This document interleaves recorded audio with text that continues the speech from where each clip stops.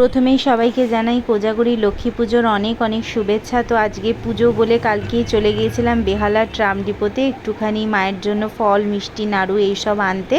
তারপরে সকাল থেকে একটুখানি প্রস্তুতি শুরু করেছিলাম নিজের একা হাতে আর কি, পুরোহিত ডেকে না, নিজে একা হাতে যতটুকুনি সাজিয়ে পুজো দিতে পেরেছি। একটু ফল মিষ্টি এইসব দিয়ে খিচুড়ি ভোগ বা লুচি ভোগ রান্না করতে আমি পারিনি।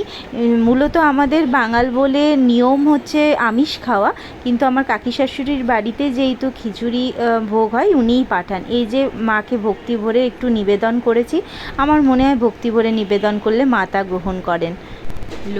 দোল পূর্ণিমায় নিশি নির্মল আকাশ, ধীরে ধীরে বহিতেছে মলয় বাতাস, লক্ষ্মী দেবী বামে বসে করি নারায়ণ, করিতেছে নানা কথা সুখে আলাপন, হেনকালে বিনা করিয়া। এই যে বললাম কাকি শাশুড়ি খিচুড়ি ভোগ পাঠান, এই যে খিচুড়ি ভোগ সব কিছু